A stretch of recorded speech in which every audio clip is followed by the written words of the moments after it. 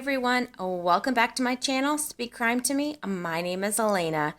I'm a little bit behind this week, but on today's episode, I am going to recap what happened on Monday and Tuesday of the Murdaugh trial. So let's dive in.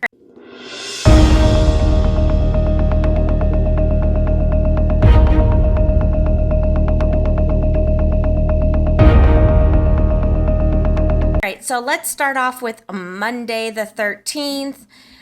Court started by the judge letting us know that 2 jurors have tested positive for COVID along with a court employee. So they did dismiss those 2 jurors and replace them with alternates, and that leaves them with 3 alternates now. So I believe everyone is going to be tested in the morning, and we will see what happens.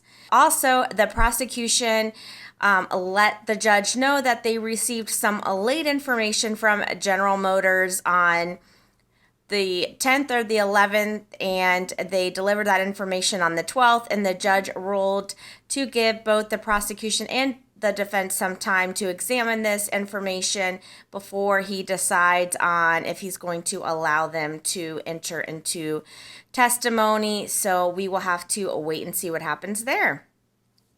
So the morning starts off with SLED agent Ryan Kelly briefly testified, so was not on the stand, along about DNA swabs that were collected at the scene. Next up was an expert in forensic serology, which is the study of blood. Her name is Rachel Nugent. She tested 2 swabs from the camo pattern 12-gauge shotgun. The first swab tested positive for possible blood. The second swab from the barrel tested negative. She also conducted a test on the reddish-brown debris found on the side of the receiver, and that tested positive, presumptive blood. Also took swabs and tested on the car. Of swabs from the car, number of them were negative, and the steering wheel did test positive. So the shirt that Alec Murdaugh was wearing that afternoon of the 7th, when him and Paul were out roaming the property, tested positive for possible presence of blood. And the shorts, they tested 2 stains, and they tested positive for presumption blood. And swabs, they took swabs of his sneakers, and those also tested positive for presumption blood. The defense asked, what is presumption blood? And that indicates simply the presence of human or animal blood. So then they start going on about this white shirt that I think I told you guys about a while back, that the defense was claiming that the shirt had been rendered untestable because of something that the state did to the shirt. So they're talking about here about a test that was done on the shirt. It's called LCV. She doesn't normally use this test, but since that test was done on the shirt, she couldn't test it for DNA analysis. Then next up, the state calls Sarah Zapata. She is with the SLED DNA department. She develops DNA profiles from evidence submitted to a lab. So she lets us know that when you test DNA profiles, it can only see whether someone's DNA could be a profile match or a profile is present. They can't determine who the blood belongs to. And they can narrow it down to a family, but not a specific family member. So she analyzed 24 buccal swabs collected from a variety of people and items. The .300 blackout rifle that they did find, which was Buster's .300 blackout, did test positive or suggested a match with Maggie. They tested DNA on the shotgun shells where Paul was shot, and those matched his DNA along with some DNA that was tested on the door handle of the kennels. They also tested the steering wheel, and that came back as a possible DNA match for Alex and or Maggie's DNA. They also tested some fingernail clippings that were found from Maggie, and they determined that was most likely from Maggie's DNA in an unrelatable male person. They tested his shirt, the shirt that we had just mentioned, and that was most likely a link to Alec, Maggie, and Paul's DNA. Again, going back to that white shirt with the LCV test that they did, they couldn't detect any human blood, but again, that could have been because of that LCV test that was done. His shorts were DNA tested, and they came back with most likely Alec, Maggie, and Paul's DNA, and his shoes tested just for his DNA. They asked about testing the clothes worn on Paul and Maggie, and she said that they don't usually test the victim's clothes because they're usually saturated with blood, and you can't test that. Then the prosecution comes back and basically says, remember, Maggie Murdaugh went to the nail salon earlier that day, so that's most likely where the nail clippings or the DNA found under her nails or the clippings that they collected, and they tried to enter that information into an FBI database, but apparently they didn't have enough information to do that. Next, the state calls Ellen Reimer. She is a forensic pathologist, and she's the one of the multiple ones who have conducted autopsies on Paul and Maggie. She also lets us know that part of her job is trying to figure out and establish how or what injuries occurred during murders. So let's start with Paul. So Paul's first shot left pellets underneath his skin. They determined that shot was not fatal.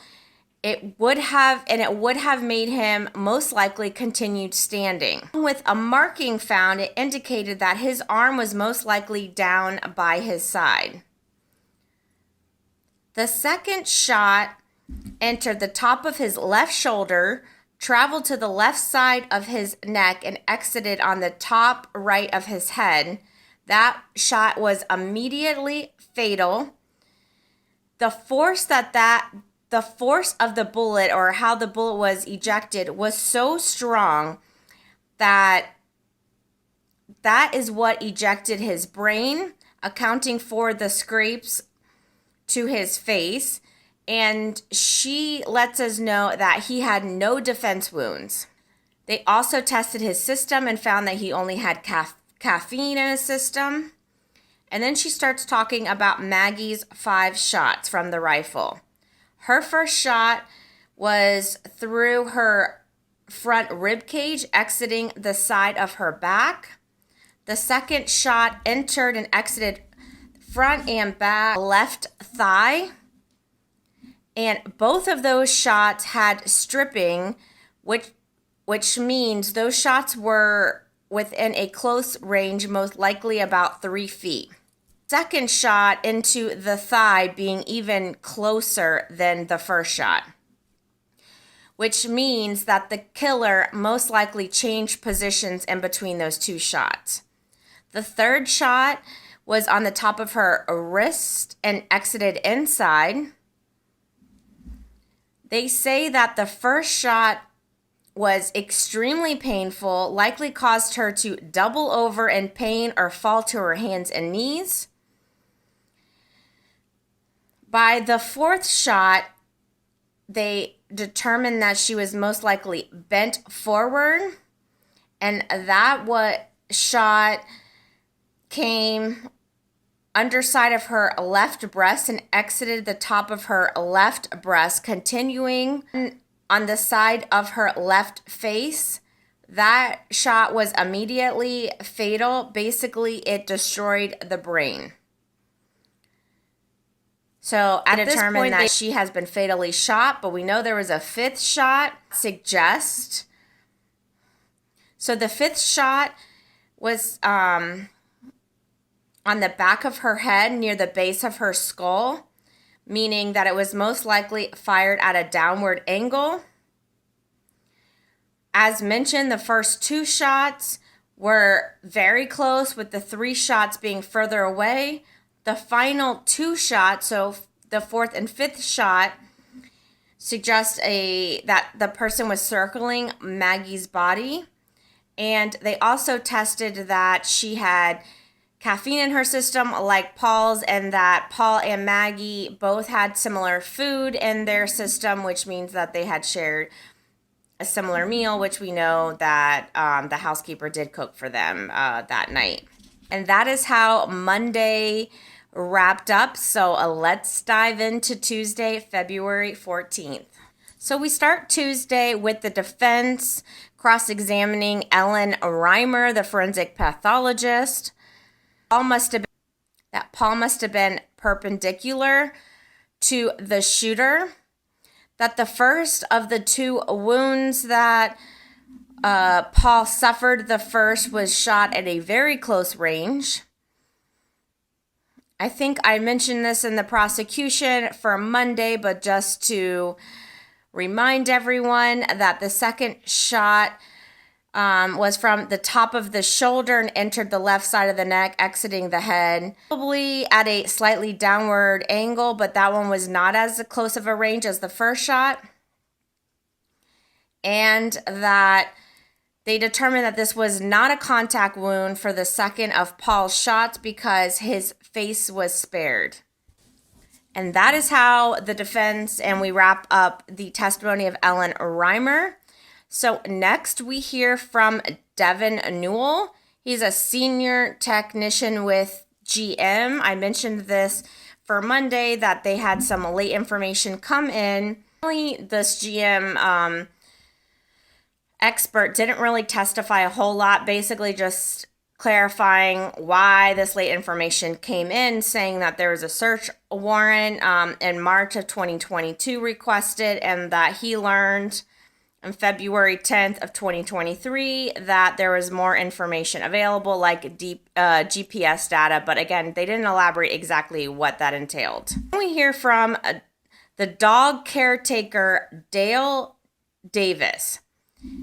He starts off by saying that he would feed the dogs and clean the kennels 2 times a day around 7 a.m. and 3:30 p.m. That the Murdaugh family had 3 family dogs.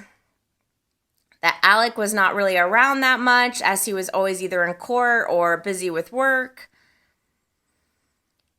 Then he talks about June 7th. He fed the dogs twice and washed the kennels that day, leaving about 4:30 p.m. and noting that nothing was out of place when he left. He rolled up the hose as usual and left again at 4:30.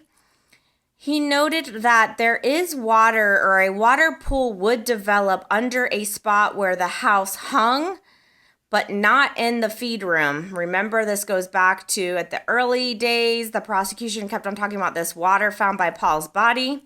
And the prosecution shows him a photo from the crime scene, and he says that there's more water than normal in that photo, and that several of the dogs are in different pens than he had left them the afternoon before. Says that he never ever saw a gun in the feed room before, and also confirms that the dog video that we've been hearing and everyone has been asked to identify the voices in that video are in fact of Paul, Maggie, and Alec. So this again adds to the numerous people that know them that have said that Alec's voice is on that video. Start hearing from a forensic accountant, Carson Burney. He testifies about the series of checks written to Alec Murdaugh throughout the period of time. Also talks about how he went through $792,000 within just 2 months of a period of time. If Alec Murdaugh could meet the financial obligations by June 7th that he was supposed to produce, including the money to his best friend, Chris, and the accountant said no, he could not. So then we hear from Maddie Murdaugh's brother-in-law. They just basically bring him to ask just a couple of questions. Again, I'm not really sure why they brought him to the stand, but he's another one that confirms 100% that the 3 voices in the video are indeed of Paul, Maggie, Alec.